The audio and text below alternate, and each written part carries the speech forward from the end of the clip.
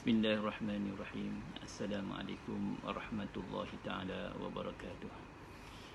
Alhamdulillah rabbil alamin wassalatu wassalamu ala asyrafil anbiya wal mursalin wa ala alihi wa sahbihi ajma'in. Rabbi shrah li sadri wa yassir li amri wahlul 'uqdatam min lisani yafqahu qawli. Subhanaka la 'ilma lana illa ma 'allamtana innaka antal alimul hakim. ولا حول ولا قوة إلا بالله العلي العظيم أما بعد.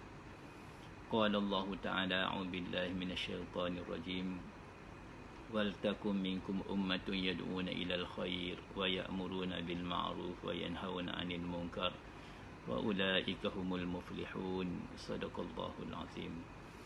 قال النبي صلى الله عليه وسلم لا يؤمن أحدكم حتى يحب لأخيه ما يحب لنفسه atau kama qala alaihi salatu wassalam. Alhamdulillah summa alhamdulillah, muslimin muslimat, khususnya warga di Nasihat Jati yang dirahmati oleh Allah Subhanahu wa taala. Alhamdulillah summa alhamdulillah. Hari ini hari Jumaat 29 hari bulan Oktober 2021. Masih mudah-mudahan kita di dalam perlindungan, di dalam rahmat Allah Subhanahu wa taala. Penghulu bagi segala hari Jumaat, dan sebaik-baik hari adalah hari Jumaat. Maka digalakkan kita untuk banyakkan selawat kepada baginda Rasulullah sallallahu alaihi wasallam. Allahumma salli ala Muhammad, ya Rabbi salli alaihi wasallim. Alhamdulillah, mudah-mudahan dengan selawat kita yang kita panjangkan kepada baginda Rasulullah sallallahu alaihi wasallam, dan sebagaimana kita sedia maklum, banyak hadis-hadis menyebut tentang kelebihan selawat. Man salla alayya inda qabri sami'tuhu wa man salla alayya na'iyan ublightu. Barang siapa yang selawat kepada aku di pinggiran kuburanku, aku mendengarnya. Dan barang siapa yang selawat kepada aku di tempat yang jauh, ublightuhu, disampaikan selawatnya kepada aku. Satu lagi hadis Nabi sallallahu alaihi wasallam, baginda bersabda, inna lillahi malaikatun sayyahina fil ard yuballighu an ummati. Salasnya Allah Ta'ala memiliki malaikat-malaikat jutaan, bilion-bilion malaikat, sayyahina fil ardi, bertebaran atas muka bumi, yuballighu an ummati, salam menyampaikan selawat umatku kepada aku pun. Mudah-mudahan dengan selawat kita, bahkan satu perkara yang kita kena ingat, tuan-tuan perempuan, untuk kita muliakan ayahanda kita, dan nama ayahanda kita akan disebut di hadapan Nabi sallallahu alaihi wasallam ialah melalui selawat kita kepada baginda. Kenapa? Dalam satu hadis Nabi sallallahu alaihi wasallam, bila mana malaikat menyampaikan selawat kita kepada Nabi sallallahu alaihi wasallam, lalu diberitahu, ya Rasulullah, ya Rasulullah, ini ada selawat daripada si fulan bin si fulan. Maknanya nama kita, tuan perempuan, dan nama ayah kita pun disebut di hadapan baginda Rasulullah sallallahu alaihi wasallam. Siapakah kita? Siapakah ayah kita? Tetapi dengan selawat yang kita panjatkan kepada Nabi sallallahu alaihi wasallam, alhamdulillah, nama kita dinyatakan di hadapan Nabi sallallahu alaihi wasallam. Bahkan nama ayahanda kita juga dinyatakan di hadapan Nabi sallallahu alaihi wasallam. Wallahu taala alam. Pada pagi yang mulia ini saya ingin untuk berkongsi ilmu di dalam beberapa petikan ayat-ayat suci Al-Quranul Karim, dan saya memilih untuk kita berkongsi ilmu di dalam surah Al-Qalam. Surah Al-Qalam juzuk yang ke-29, lepas pada surah Al-Mulk, surah Al-Qalam. Sebelum kita tengok terjemahan, sama-sama kita mendengar membaca ayat-ayat suci Al-Quranul Karim, surah Al-Qalam ayat 1 hingga ayat 4 insya-Allah. A'udzu billahi minasyaitonir rajim. Bismillahirrahmanirrahim. Nun wal qalami wama yasturun. Ma anta bi ni'mati rabbika bimajnun. Wa inna laka la ajran ghayra mamnun. Wa innaka la'ala khuluqin azim. Sadaqallahul azim. Surah Al-Qalam ayat 1 hingga ayat 4. Surah Al-Qalam. Surah Al-Qalam. Apa makna qalam? Selalu kita dengar Qalam maknanya pen. Kalau orang Kelantan biasanya disebut kalam. Maknanya qalam ni pen, pena. Dan di sini ada satu surah Allah Taala menyatakan tentang surah pena ataupun surah pen. Surah Al-Qalam, surah pen. Dan Allah Ta'ala mulai surah Al-Qalam ini dengan ayat yang pertama, A'udzubillahi minasyaitonirrajim, Nun wal qalami wa ma yasturun. Nun, satu huruf saja didatangkan oleh Allah Subhanahu wa Ta'ala. Apa makna nun? Apa makna nun? Di sana ada beberapa tafsiran di kalangan ahli-ahli mufassirin, alim ulama. Satunya, nun di antara disebut sebagai huruful muqatta'ah, huruf-huruf yang terpotong. Di dalam kuliah sebelum kita telah dimaklumkan bagaimana Allah Subhanahu wa Ta'ala datangkan di dalam Al-Quranul Karim di antara uslub ataupun gaya bahasa Arab yang begitu menarik, dengan uslubnya begitu tinggi. Kalau kita lihat ada prosa dia, ada sastra dia, ada gaya bahasa yang menarik. Tetapi di dalam Al-Quran bahasa Arab lebih daripada itu. Kenapa? Bahasa Arab adalah bahasa yang paling tinggi di sisi Allah Subhanahu wa Ta'ala. Satunya ialah bahasa Arab ialah bahasa Al-Quran. Bahasa Arab merupakan bahasa ahli-ahli syurga Allah Subhanahu wa Ta'ala. Dan Nabi SAW adalah daripada golongan Arab. Al-Quran di dalam bahasa itu sudah cukup jelas bahawasanya bahasa Arab adalah bahasa yang terbaik di sisi Allah Subhanahu wa Ta'ala. Masuk kita kepada surah Al-Qalam, dan Allah Ta'ala mulai dengan satu huruf Nun. Dan di sana ada beberapa huruf-huruf yang lain dinyatakan oleh Allah Subhanahu wa Ta'ala. Sama ada satu hurufnya ataupun dua hurufnya, ada yang tiga hurufnya, ada yang empat huruf, dan ada yang lima huruf. Nun wal qalami wa ma yasturun, Qaf wal Qur'anil Majid, Sad wal Qur'anil Dzikr. Dua huruf Yasin, Hamim. Tiga huruf Alif Lam Mim, Alif Lam Ra. Empat huruf Alif Lam Mim Sad. Nampak? Alif Lam Mim Ra. Dan lima huruf. Ada dua surah di Al-Quran. Satu surah surah Maryam, Kaf Ha Ya Ain Sad. Yang kedua surah Syura, Hamim Ain Sin Qaf. Nampak? Daripada 114 surah di dalam Al-Quranul Karim, daripada 114 surah di dalam Al-Quranul Karim, Allah Subhanahu wa Ta'ala mulai 29 daripada surah-surah tersebut dimulai dengan huruful muqattah. Apa makna dia? Kata-kata di kalangan ulama menyerahkannya kepada Allah Subhanahu wa Ta'ala.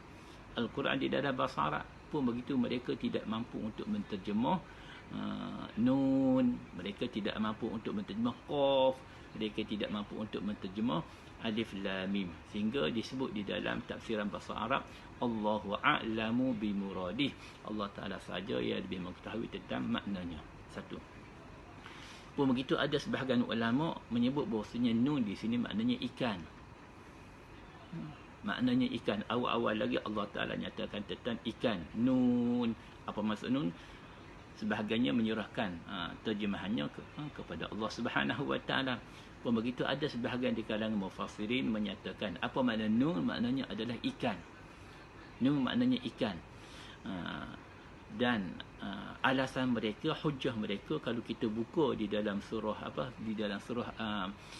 tentang ikan ni, di dalam satu surah Al-Anbiya ayat 87. Kita buka surah Al-Anbiya ayat 87. Tuan-tuan dan puan ada Quran, kita ada Quran. Kita buka surah Al-Anbiya ayat 87. Surah Al-Anbiya, saya nak sebut tentang apa dah? Nun maknanya ikan di sini. Surah Al-Anbiya ayat 87. Muka surat 329. Muka surat 329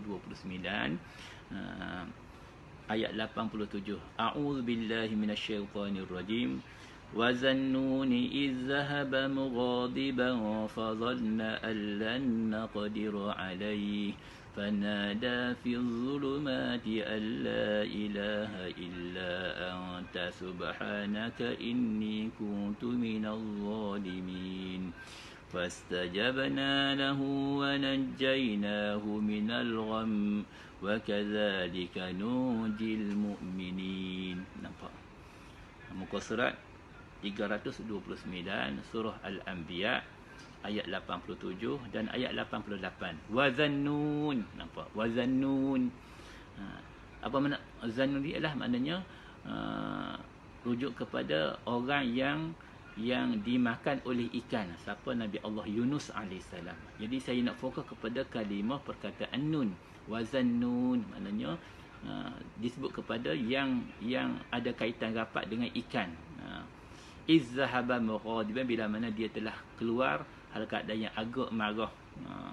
Fa dhanna an lan naqdiru alaihi, dan dia menyangka bahwasanya kami tidak kuasa ke atas dirinya. Fanada fi zulumat, maka dia berdoalah di dalam kegelapan.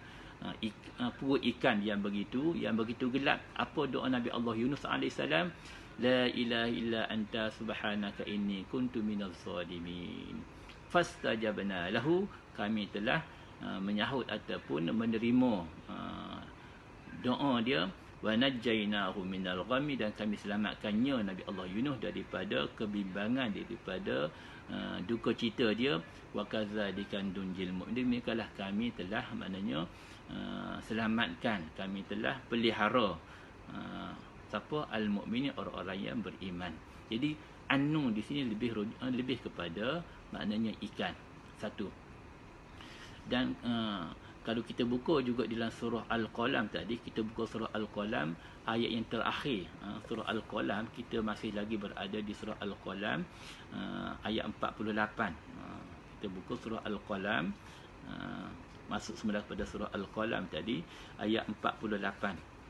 Ayat 48 Allah Ta'ala menyatakan juga tentang Nabi Allah Yunus AS. Ayat 48. A'udzu billahi minasyaitonir rajim. Fasbir li hukmi rabbika wa la takun ka sahibil hud iz nada wa huwa makzum. Laula an tadarakahu ni'matun min rabbih lanubiza bil ara'i wa huwa mazmuh. Nampak? Di sini juga kisah berkaitan dengan Nabi Allah Yunus AS.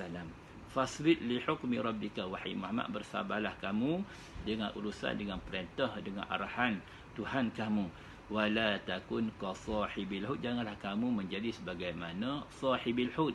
Siapa? Lebih merujuk kepada Nabi Allah Yunus AS. Iznada, ketika mana dia telah memanggil, berdoa kepada Allah Subhanahu wa taala, wa huwa makzum, hal keadaan dia yang terpinggir, katakan memerlukan maknanya keselamatan, perlindungan daripada Allah Subhanahu wa taala. Jadi nun di sini maknanya ialah ikan. Nun maknanya ikan. Dua. Kalau kita buka dia surah As-Saffat, kita buka dia surah As-Saffat, bagaimana tuan-tuan dan puan, ikan yang telah menelan Nabi Allah Yunus AS sebenarnya begitu besar. Ikan yang menelan Nabi Allah Yunus ini terlalu besar, sehingga jika sekiranya Nabi Allah Yunus AS tidaklah di kalangan hamba-hamba yang berzikir kepada Allah Subhanahu wa taala, pasti Nabi Allah Yunus akan berada di dalam perut ikan sampai hari kiamat. Disebut juga ikan yang menelan Nabi Allah Yunus terlalu besar, dia telang sahaja, dia tidak makan. Dia tak makan. Kalau kita biasanya kalau ikan jos, ikan paus, dia makan apa dah, orang yang menyelam dan sebagainya, yang berenang di dalam lautan sana, dia akan makan ikan jos, ikan paus dan sebagainya, dia akan makan. Tetapi Nabi Allah Yunus AS, nun di sini dia ikan nun dia terus menelan, dan Nabi Allah Yunus berada di dalam perut ikan selama lebih kurang dikatakan 40 hari lebih kurang. Kalau kita buka dah surah As-Saffat, surah As-Saffat ayat 143, 142, 143 dan 144. Tuan-tuan puan-puan, kita buka surah As-Saffat. Mana surah As-Saffat, muka surat berapa? Muka surat 451. Ada Quran di hadapan kita, kita rujuk tuan puan-puan.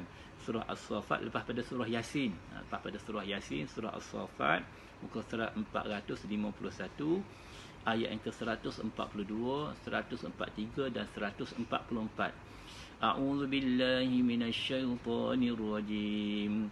فالتقمه الحوت وهو مليم فلولا أنه كان من المسبحين للبث في بطنه إلى يوم يبعثون. Sadaqallahul azim. Subhanallah, tabarakallah. Apa maksud dia? Faltaqamahul hut, maka telah menelanlah dia, yakni Nabi Allah Yunus, al-hutu oleh ikan.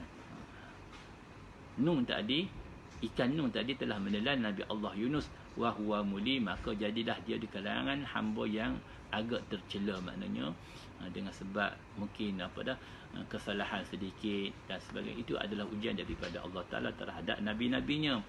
Falaula annahu kana minal musabbihin, wahai Muhammad, Al-Quran ni kepada kita, kepada Nabi sallallahu alaihi wasallam, wahai Muhammad, falaula, maka jika sekiranya tidaklah annahu Nabi Allah Yunus itu kana minal musabbihin, di kalangan hamba-hamba yang bertasbih kepada Allah Subhanahu wa taala. Jikalah Nabi Allah Yunus dan perempuan di dalam perut ikan tidak berzikir kepada Allah. Apa zikir Nabi Allah Yunus? La ilaha illa anta subhanaka inni kuntu minaz zalimin. Telah disarankan juga untuk kita panjatkan zikir ini di dalam doa harian kita. La ilaha illa anta subhanaka inni kuntu minaz zalimin. Tiada Tuhan melainkan Engkau, wahai Allah. La ilaha illa anta, tiada Tuhan melainkan Engkau, wahai Allah. Subhanaka, maha suci Engkau, wahai Allah. Adalah sesungguhnya aku di kalangan hamba-hamba yang menzalimi diriku sendiri. Jikalah Nabi Allah Yunus tidaklah di kalangan hamba-hamba yang bertasbih kepada Allah, falaula annahu kana minal musabbihin, 144, la labisa fi batnihi ila yaumi yub'atsun. Pastilah Nabi Allah Yunus itu akan berada di dalam perut ikan sampai bila? Sampai bila, tuan-tuan perempuan? Ila yaumi yub'atsun, sampai hari kebangkitan. Sebahagian ulama menyatakan betapa panjangnya umur ikan itu sendiri sehingga disebut ikan itu akan hidup sampai hari pembalasan, hari kebangkitan. Nampak? Tidak dinafikan tentang umur Nabi Allah Yunus, tetapi disebut jika sekiranya tidaklah, maknanya Nabi Allah Yunus di kalangan hamba Allah Ta'ala yang bertasbih kepada Allah Subhanahu Wa Ta'ala, pasti dan pasti Nabi Allah Yunus akan berada di dalam perut ikan, la labitha fi batnihi ila yaumi yub'atsun, sampailah hari kebangkitan. Tetapi alhamdulillah zikirnya Nabi Allah Yunus AS, maka terdamparlah di luar balik, keluar oleh ikan tersebut, terselamatlah Nabi Allah Yunus AS. Wallahu ta'ala alam. Jadi jelas pada kita, maksudnya nun, apa makna nun, ialah ikan, walaupun sebahagiannya menyebut adalah Allah Ta'ala yang lebih mengetahui tentang maknanya. Ini di antara mukjizat Al-Quran itu sendiri. Walaupun Al-Quran dia dalam bahasa Arab, tapi mereka tidak mampu untuk menterjemahkannya. Wal qalami wa ma yasturun, dan demi pen. Di sini Allah Ta'ala bersumpah dengan pen. Sebab itulah pen ke pensel, tuan perempuan, mana pen? Pen dan pensel ni, merupakan satu perkara yang besar dalam hidup kita, sehingga Allah Subhanahu Wa Taala bersumpah demi pen, demi kolam, demi pen, demi pena. Wa ma yasun, dan apa yang ditulis oleh malaikat-malaikat Allah Subhanahu Wa Taala. Disebut juga sebahagian ulama bahawasanya asas kepada ilmu adalah pen. Asas kepada ilmu adalah penulisan. Ada di sana ada yang menulis kan? Alhamdulillah. Selain daripada saya ni mengajar, berkongsi ilmu, ada catatan-catatan yang tertentu di kalangan tuan-tuan perempuan. Yang berdengar juga, tapi yang tu dia kena tulis juga. Masya-Allah, Syekh kita tu dia tak apalah, macam Syekh Bukhari rahimahullah, tuan-tuan perempuan, Syekh Bukhari dia lain. Kita ni lain. Imam Al-Bukhari rahimahullah, dia datang, kalau kita buka sikap sejarah Imam Bukhari, saya nak sebut sikit tentang bagaimana ketajaman, kecerdikan Imam Bukhari, dia punya fikir dia punya intelijen dia, ingatan dia begitu hebat. Dia datang mendengar Ibni Mubarak, tok guru dia, syarahnya, dengan kitab bergiam-bergiam, ajar hadisnya, dengan tafsir dan sebagainya. Dengan hari yang pertama, hari yang kedua, dia datang selas pinggan je. Dia datang selas pinggan je. Kita ni ada yang lain-lainnya datang dengan catatannya, bukunya, tulisnya, kertasnya. Hari yang pertama dia datang, hari kedua dia datang, minggu pertama, minggu kedua dia datang dengan duduk tawajuh depan tu guru dia. Nampak? Akhir sekali, cukup minggu yang kedua. Jadi kawan-kawan yang lain kata, mu ni Muhammad, nama sebenar Imam Bukhari ialah Muhammad bin Ismail. Muhammad bin Ismail adalah nama sebenar kepada Imam Bukhari rahimahullah. Mu ni mamak, mari-mari saja je. Tak bawa pen pun. Ada tak bawa pen dia? Tak ada, dia ada dalam simpan dalam hati dia. Ada handphone untuk dia tulis. Tak jadi masalah, alhamdulillah. Mu ni Muhammad, mari selas pinggan je. Tak tahu dia apa-apa pun. Imam Bukhari senyap, diam je, tawaduk je. Esok hari ditanya lagi, kami tulis catat. Kamu tak tulis apa-apa pun. Kamu tak tulis apa-apa pun. Kami yuk catat. Dia senyap je. Nak ngaji, buat cara nak ngaji. Ustaz-ustaz ajar, tok guru kita ajar, tulislah catatan untuk ingatan. Dia senyap, dia masuk bulan yang pertama, kemudian bulan yang kedua. Jadi dah hari-hari torture dia orang, macam bukan nak ejek, tapi maknanya katalah something yang tidak disenangi oleh telinga yang dengar ni. Dah masuk bulan yang kedua, mu ni mari saja dah sebulan ngaji, masuk ke bulan yang kedua, kita tulis. Kamu tak tulis apa-apa pun, apa yang tok guru kita mengajar. Nampak?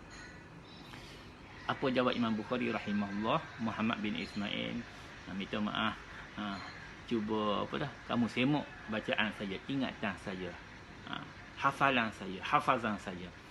Hari yang pertama imam, tok guru kita, dia mengajar disyarah, begian.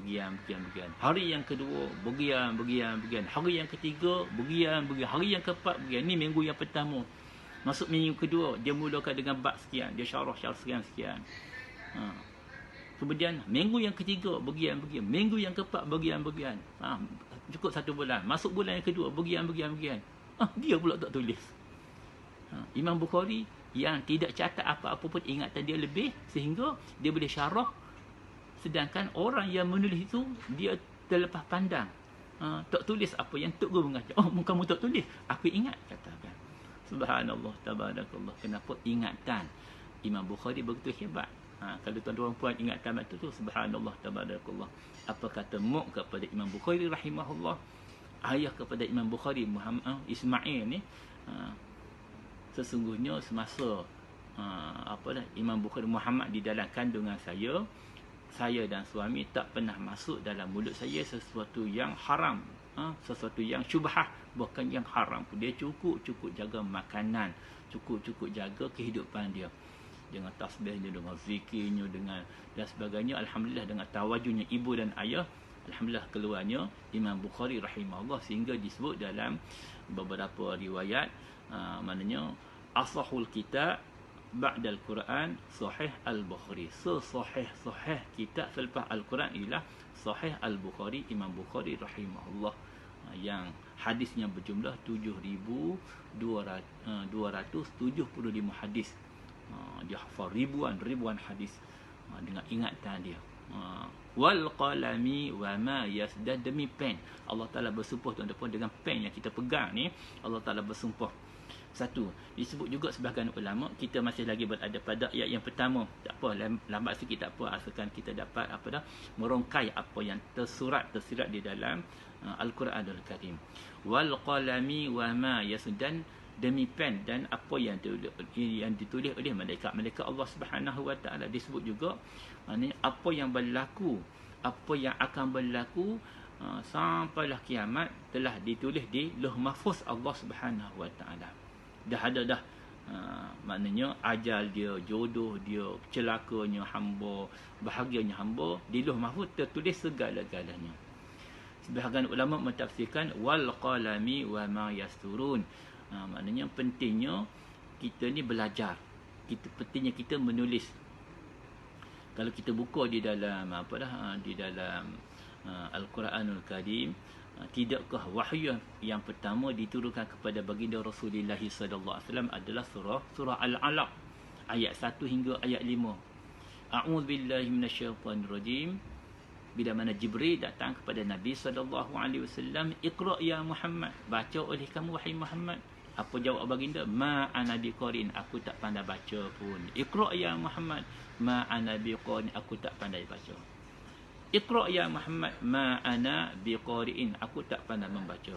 Lalu Jibril AS sebut, Iqra bismi rabbikal ladzi khalaq, khalaqal insana min 'alaq, Iqra wa rabbukal akram, allazi 'allama bil qalam. Allazi 'allama bil qalam. Nampak? Iqra bismi rabbikal ladzi khalaq, khalaqal insana min 'alaq, Iqra wa rabbukal akram, allazi 'allama bil qalam, 'allamal insana ma lam ya'lam. Nampak? Jadi di sini Allah Subhanahu wa taala menyatakan tentang qalam. 'Allamal insana bil qalam. Saya ulangi, Iqra bismi rabbikal ladzi khalaq, khalaqal insana min 'alaq, Iqra wa rabbukal akram, allazi 'allama bil qalam. Allazi 'allama bil qalam, yang mengajar manusia dengan pen. Apa? 'Allamal insana ma lam ya'lam. Ajar manusia apa yang mereka tidak tahu pun. Jadi titik tolak kepada ilmu. Asas ilmu adalah tulis catatan. Kalau kita pergi kuliah dan sebagainya, penting untuk kita bawa fail kita, kilik fail kita pergi kuliah. Kulit fail kita ni, apatah lagi tuan perempuan, kita di pejabat kita, urusan dunia kita, catatan perlu dibuat, diary perlu kita tulis untuk supaya senang kerjaya kita, program kita dapat disempurnakan dengan sebaik-baiknya, temu janji kita dengan klien kita, dengan orang dan sebagainya, supaya tidak terlepas pandang. Kadang kita janji sekian-sekian, kita mungkin kita call lain. Kalau ada bila itu dapat dinotekan. Dinote tu maknanya kena tulis. Wal qalami wa ma yasturun. Nampak? Dan Nabi SAW sebagai Rasul Allah Subhanahu wa taala diberi amanah untuk mendakwahkan, menyeru umat ke jalan Allah Subhanahu wa taala. Di antara nikmat yang mulia, nikmat yang terbaik ialah maknanya tugas sebagai Rasul Allah Subhanahu wa taala. Ma anta bi ni'mati rabbika bi majnun. Tidaklah kamu wahai Muhammad dengan rahmat Tuhan kamu, nikmat Tuhan kamu sebagai Rasul Allah Subhanahu wa taala. Kenapa? Bila mana Nabi sallallahu alaihi wasallam dakwah musyrikin Yahudi beriman pada Allah Subhanahu wa taala, mereka Yahudi musyrikin telah gelar Nabi SAW sebagai seorang yang gila, Majnun, Muhammad Majnun, Muhammad tukang sihir dan sebagainya. Jadi Allah Ta'ala nak menempelak mereka, ma anta bi ni'mati rabbika bi majnun. Tidaklah kamu wahai Muhammad dengan nikmat Tuhan kamu sebagai Rasul Allah Subhanahu wa taala bi majnun, orang yang gila. Katakan tidak, kamu adalah Rasul pilihan, ketua para anbiya, untuk bagi segala nabi-nabi mendapat kemuliaan di sisi Allah Subhanahu wa taala. Ma anta bi ni'mati rabbika bi majnun. Tidaklah kamu gila sebagaimana yang mereka tuhmuhkan kepada kamu. Ini satu penghormatan kepada Nabi sallallahu alaihi wasallam dan satu kemuliaan sebenarnya kepada baginda dijaga oleh Allah. Itu tuhmuhan. Sebagian ulama menyatakan, kenapa kau disebut gila? Gila biasanya orang ni dah jauh dah. Dia ni apabila terlibat dengan satu benda, maka dia ni lebih kepada yang gila. Minta maaf contoh, dia ni gila bola. Kenapa? Bab bola dia nombor satu. Dia ni masya-Allah gila bola.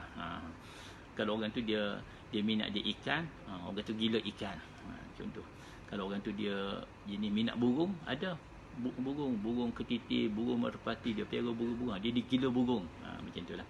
Macam-macam lah kita boleh nisbahkan kepada. Jika sebenarnya orang tu dia lebih ta'assub pada satu-satu benda, kita akan lebih menuduh dia ni dia gila bola, gila burung, gila. Macam juga batu-batu permata. Saya minta maaf, saya ni tak minat sangat tentang batu permata. Saya pun yalah, kelemahan saya lah. Tapi ada orang yang minat. Alhamdulillah dia ada cincin bertunang, cincin ada simpan. Tapi kadang-kadang kita takut hilang lah, takut yalah, itu kelemahan kita masing-masing lah. Tapi orang yang alhamdulillah dia apa, dia minat pada batu permata, dia akan beli, dia akan simpan. Itu adalah dia punya cita-cita dia. Tentu kadang-kadang orang yang minat tentang batu-batu permata, dia akan beli, dia akan pakai. pakai bukan saja jari jari telunjuknya, jari hantunya, jari manis dan sebagainya. Kadang 5, 10 jari pun dia pakai cincin. Semua ada batu permata. Nasib baik tak pakai kat kaki katakan. Nampak. Dia minat, kita tak boleh nak ada rumah dia. Dia akan jual. Nampak. Jadi itu adalah hobi dia. Disebut juga Nabi SAW oleh kerana baginda SAW mewakafkan diri untuk agama Allah Ta'ala, menyampaikan dakwah Islamiah seluruh umat beriman pada Allah Ta'ala. Maka oleh kerana banyaknya masa baginda dihabiskan untuk agama, untuk jalan Allah, untuk kebaikan, untuk masyarakat, supaya umat ni beriman dengan Allah Subhanahu Wa Ta'ala. Sehingga disebut, wahai Muhammad, kamu ni dah gila dah. Kamu ni dah gila dah. Jadi gila ni adalah orang tu dia bagi sepenuh masa dia untuk satu-satu benda. Macam mana gila bola, gila burung, gila batu dan sebagainya, gila ikan contoh.